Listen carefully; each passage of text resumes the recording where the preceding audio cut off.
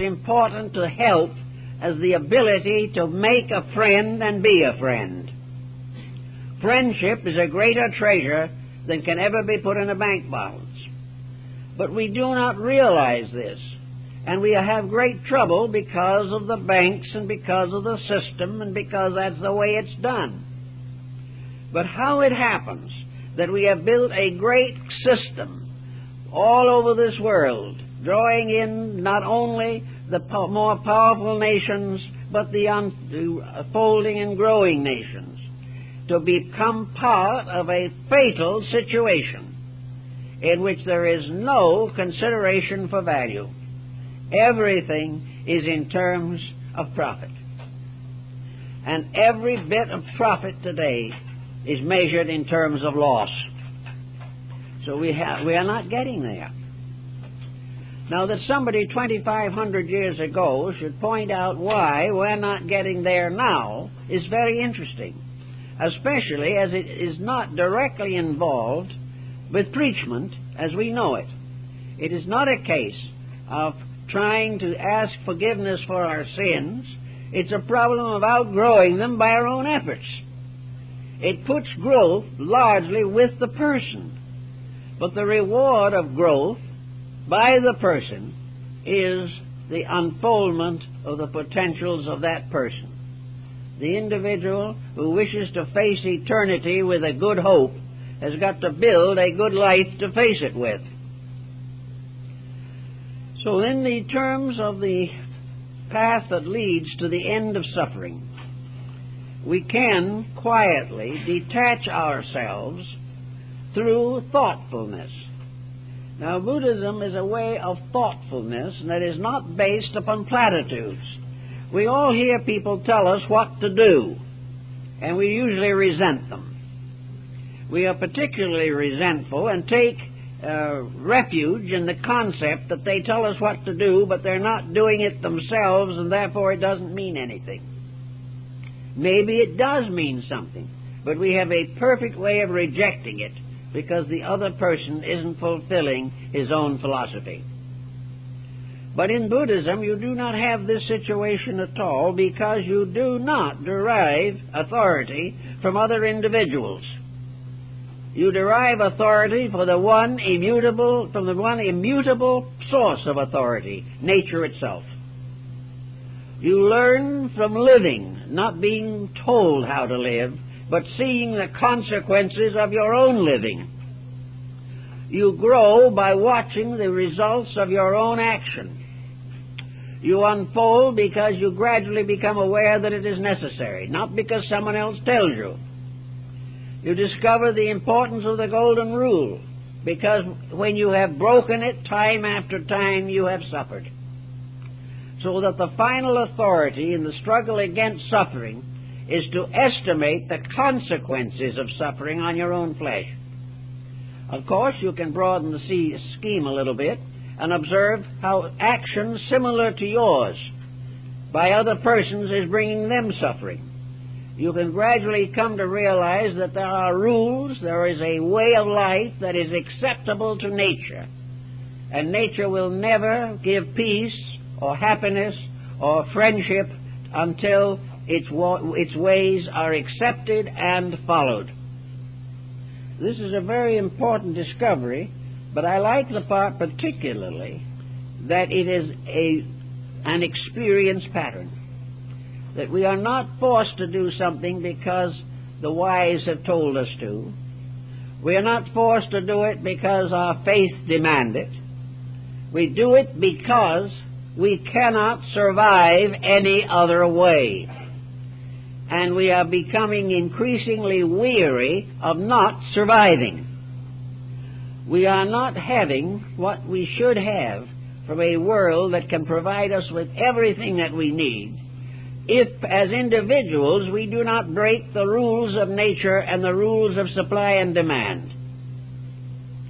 If we are willing to free ourselves from the terrible struggle of what we might term a materialistic culture, we will not only have better health, better homes, but we will also have a little time left to do something significant. We will have a time to sit down and read a good book. We will have time to go out and help a friend in trouble. We will have time to do many gracious things. But these gracious things are all being sacrificed on the altar of immediate utility. And as a result, we go along until we reach the end, and then perhaps a few hours before we depart, we begin to wonder what it's all about. It is not right for generation after generation of little ones to come into this world without some hope that they will receive the proper instruction necessary to give them a good and happy life. This is something we all have to work on if we expect it to happen. Now, in the course of this good and better and helpful life, there are rules also of things we have to do. One of the rules that Buddhism points out is that the individual, in order to gain the good of his own life, has to gradually take part in the labors of nature. Just as he must weed his own garden if he wants to raise vegetables, so he must help to weed life if he wishes to enjoy the beauties and niceties of existence. He has a community to consider, a community which is allowed to run down, go to pieces. He has a way of environment in neighborhood and in family and in friends, in which he can create gradually a greater amount of beauty, faith, insight, understanding, and security. So we are all gardeners in the world. We are none of us owners of anything. Buddha points that out very clearly in his thinking. We are not owners. We never have anything except a temporary leasehold. We are permitted to have things, but we cannot possess them. And now Buddha brings out the problem of wealth. He was not one of those who thinks we should take everything we have and distribute it among the poor. He said, this is not right because this is not the way nature does it. Nature distributes nothing but gives the individual the right to earn anything he wants. It is not to be bountiful that counts. And Buddha said, remember that it isn't the money. Money isn't anything except a medium of exchange. It isn't good. It isn't bad. It is no more significant in itself than a pebble on the beach or a shell in the ocean. It is not what you have. It is what you do with what you have. It's the attitude of possession. If you begin to think of wealth and money as possession, yours, to do with as you please, then gradually money becomes a curse. It becomes more and more of a curse when we give it an authority over life which it never is entitled to. Croesus in antiquity was said to have been the richest man who ever lived. And one day he showed his treasure house to a philosopher. And the philosopher said to him, Croesus, all that gold can be taken from you by a man with more iron. And it so happened. It is always the fact that wealth in itself is a great danger because it increases cupidities and contributes to conflict everywhere. If we had the concept within ourselves that Buddhism teaches, that wealth is something that at best is loaned to us. It is something that for a little time we are able to administer, but that in the administration of it, justice must be the first consideration. Justice with mercy, with love, with insight, and with unselfish understanding. Properly administered, wealth becomes a form of positive growth because it shows that the individual has transcended himself. But wealth dedicated to the advancement of individual projects at the cost of the common good is a sin and will lead to an inevitable accumulation of crimes. So it is not what we have, but what we do with it that determines whether we have peace or we have suffering. Every step of the way, there is a right use that brings peace. In every field of endeavor, there is a wrong use that ends in suffering. And we can't really solve this thing until we begin to estimate the universe in larger terms. Like Christianity, Buddhism had no cosmogony. Originally, Buddhism did not discuss the nature of the infinite or the vast concatenations of worlds. These concepts were in the keeping of the Brahmins, who were the great scientists of Asia.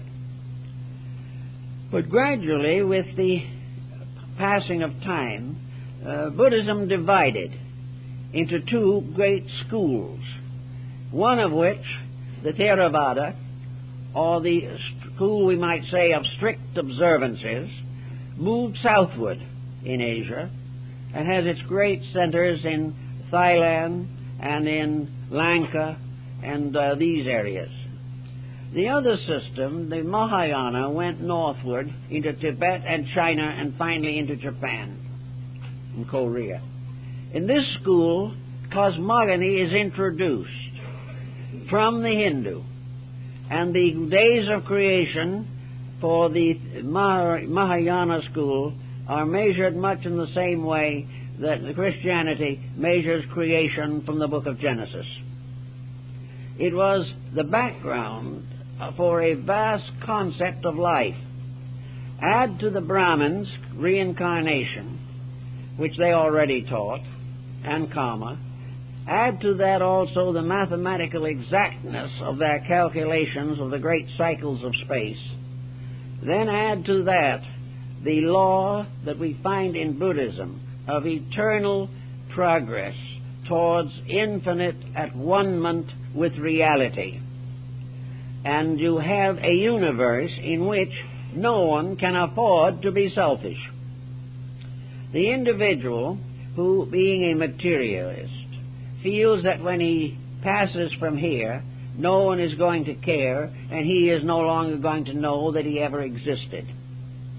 This seems to be one end of suffering, oblivion. But to work as hard as he does, and use the faculties that he possesses, and bearing witness to a tremendous evolutionary background which has brought him to the present condition, and then assume that he is exterminated, is something that the Eastern mind has a great deal of difficulty with. It cannot accept the idea that all this great growth, this tremendous pageantry of evolving life, not only here but in the evolution of stars and suns and galaxies, that all this means nothing, that has no purpose, no reality, and that everything is going to begin and end in the form of cosmic dust. They cannot accept this. So the philosophical systems and nations have always assumed that there is survival, and that survival is subject to certain penalties. In some religions, those who have been naughty, when they leave here, roast in perdition for an unlimited period of time. This concept has lost interest for most people. It is no longer believed. And even in the old days, where the beginnings of the belief can be traced, it was intended as symbolical. It was not intended to indicate a literal place. The individual is not intended to roast in perdition, but he must have a kind of purgatory which is perhaps even more painful in the long run. He must live with himself. He must face the consequences of his own conduct. He must become aware of the misery he has caused. He must realize also how he has frustrated his own growth, how he has destroyed a valuable experience pattern which should have made him a better person. Instead of that, has left him sorrier than before. So what we have thought of as purgatory or perdition is really the inevitable facing of self, the inevitable continuance of an unfinished business until we finish it. Plato pointed out that there could never be a perdition worse than here. That right here in this world is hell. And that all of us are come back to it until we learn to be better. But it is possible through integrity to transform hell itself. It is only bad because it is a place where we are required to face the consequences of our own conduct. As our own conduct changes, as our own consequences are regenerated, this world can be what it was intended to be. But in order to be a beautiful world, the beings that come back into it must have achieved within themselves a quality of integrity that makes it impossible for them to pervert or destroy the natural order of things. We have the right to make whatever we deserve and live in the results of our own conduct. So Buddhism, with the addition of reincarnation, and in the Northern School, gives us a great concept of life. A concept of life that in no way conflicts with modern astronomy, because it deals with a dimension which astronomy never touches. In fact, astronomy is apt to completely deny. It has to do with qualitative cosmogony. It has to do with the universe as experience, the universe as wisdom, as love, of strength, and of beauty. It is a universe that science cannot touch, but to which it could also elevate itself if it so desired. There's no reason why the scientist could not be a great mystic or a great spiritual leader, because both the material and the spiritual are locked within himself. He is that which he has released at the present time. That which is yet to be released can cause him also to be not only a scientist, but a saint, if he wants to be.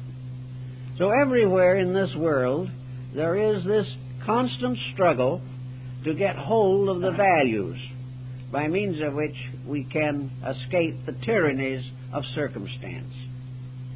Also in this same thought, knowing the mind, as the Bhagavad Gita says, and no doubt Buddha read that in his own day, the mind is the slayer of the real.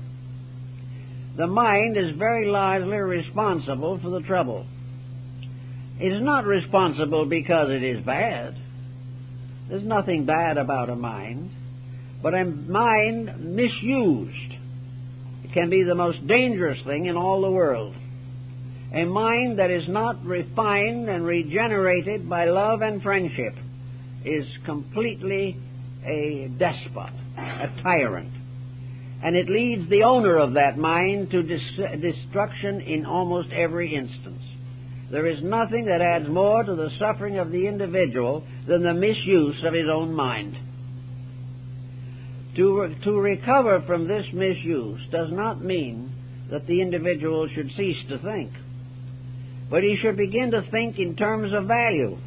He should think with the universe instead of against it. He should think of those things necessary to the common good and not those things which destroy the common good. The mind can be a magnificent and beautiful instrument. It can also be a terrible thing. And in the illumination of Buddha under the Bodhi tree, it is said that there was a kind of an atomic fission, a tremendous explosion of energy, of mind within him. It was the mind that became the universal energy and overcame the personal. Universal mind, more or less, was given the right to manifest through him. He gave it that right himself. Buddha never claimed to be an avatar, never claimed to be a god, never claimed to be an agent of God. Buddha never claimed to be anything but a simple human being who, looking around and seeing what was happening, thought something ought to be done about it. And in order to create his philosophy, he accepted nothing that was not demonstrable to him in the simple course of his own lifetime. For 80 years, He wandered the roads and paths of Bengal, and during that time he saw every type of experience of which the individual is capable of enduring. He saw birth, he saw growth, he saw death. He found all the different scenes and sights and symbols of human achievement and decay. He saw great palaces filled with misery. He saw hovels with joy and beauty. He saw the wise and the semi-wise and the unwise. He saw the sophisticate and the natural and simple childlike person. He experienced all of these things, and he had to fit it in, all of it, into one great comprehensive plan. A plan which man can intuit. A plan which man may not fully understand, but one thing he can understand. Namely, he knows when he breaks it. He knows when he does wrong. And from constantly learning what is wrong, he must ultimately gain the inner vision to know what is right. And he knows that what is right is harmless, that what is right protects every part of the person. And those who followed in his path, his ahats and their disciples, gradually reduced the power of pain and misery in themselves. There is a painting in the back of the lecture hall here on the nirvana of the Buddha, a Japanese rendering of an ancient Chinese painting. Here the master is lying on a couch of death surrounded by his disciples. The disciples are all sad, looking greatly deprived, except Ananda. Ananda is looking up through the sorrow of the others, smiling beautifully. Ananda knows the truth. And in that in itself we have the mystery of the loss of suffering due to the sense of loss. Ananda knew the truth about the passing of the Master. Therefore, he did not suffer. Buddha knew the mystery of all things that change, and therefore the transition is to be met in peace and understanding and charity and insight and kindness and forgiveness.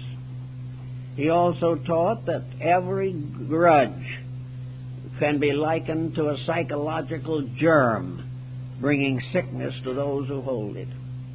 Every prejudice, every unreasonable attitude, any pressureful or extreme attitude, even one of a highly spiritual nature, must be carefully examined.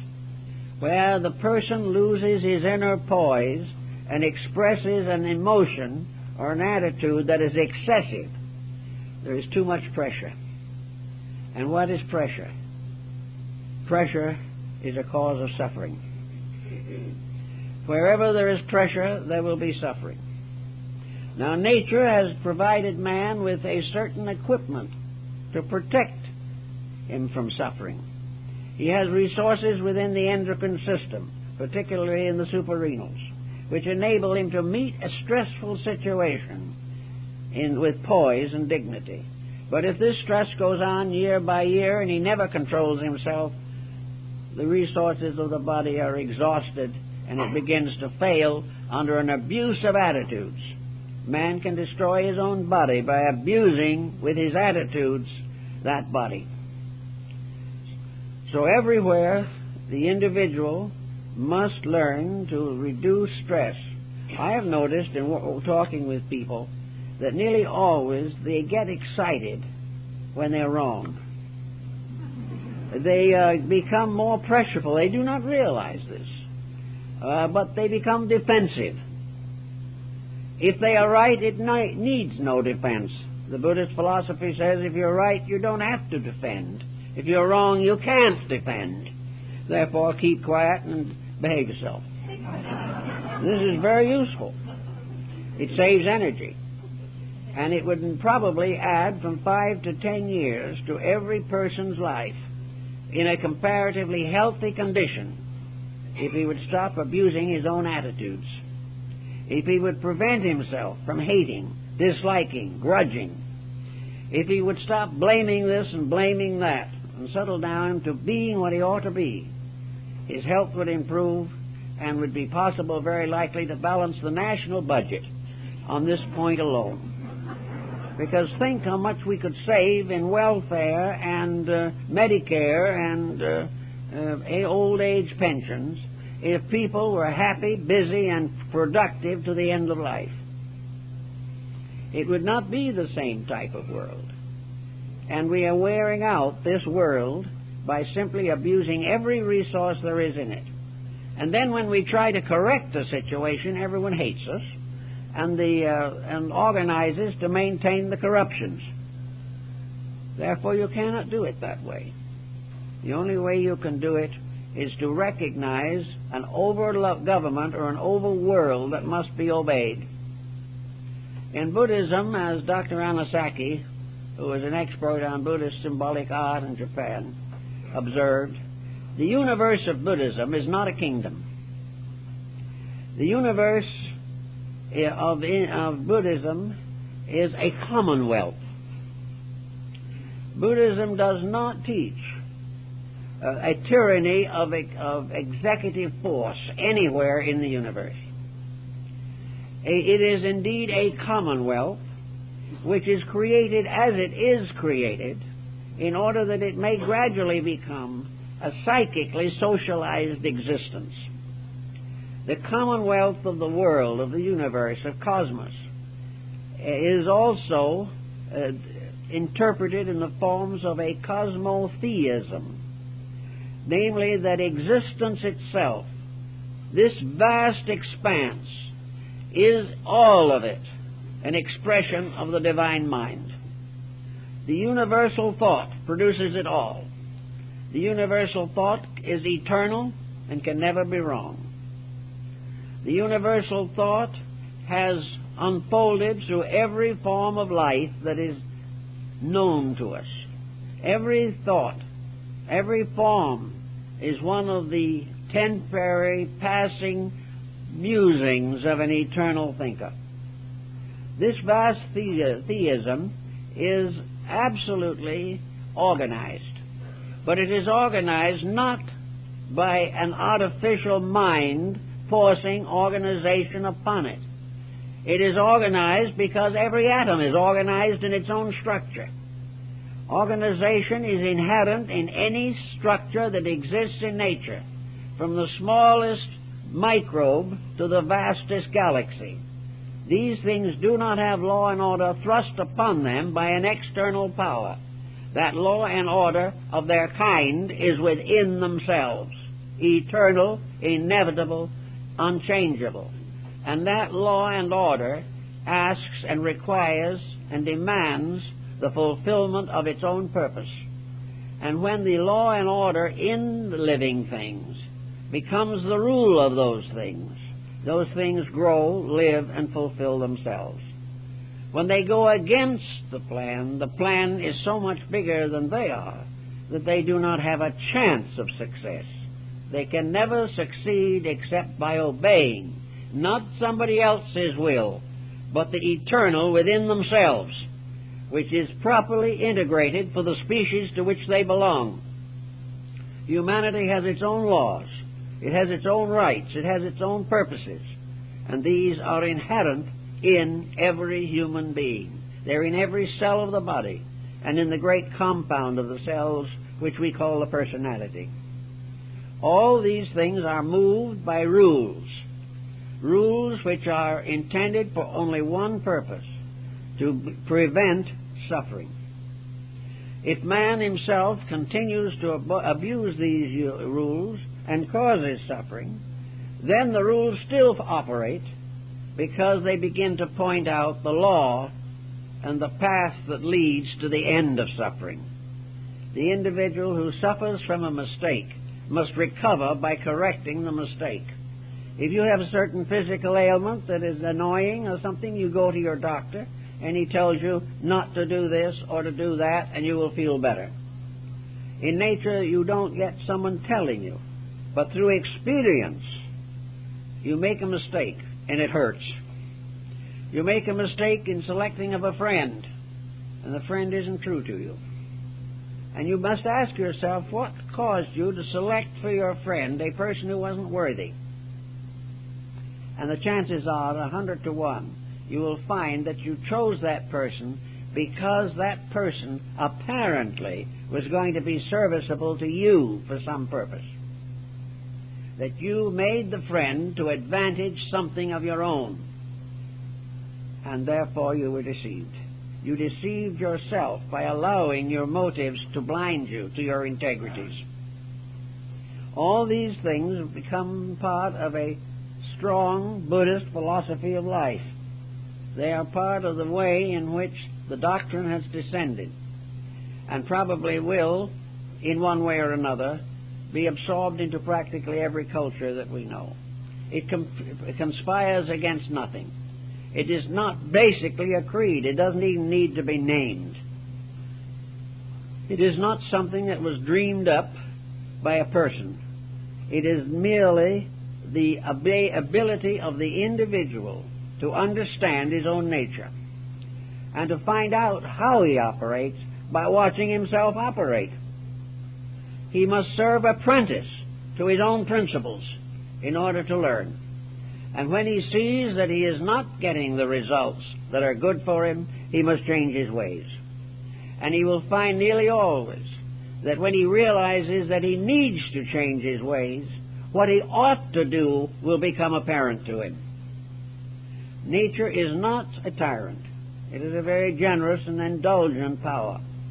But it has a great project, and that project is to perfect all creation and bring it back again into harmony with an infinite eternal plan. So that in order to fulfill these purposes, each rational thing has to work out its own salvation with diligence. These were the last words of the Buddha. And we all have to live by them. Work out our own salvation, not necessarily for our own glory, but in order that we may become part of a plan that needs us. Every single human being is part of a plan, and that plan calls for the fulfillment of life in everything, the final achievement of the rectification of character in every living thing. The birds and the bees and the animals have their characters which must be rectified.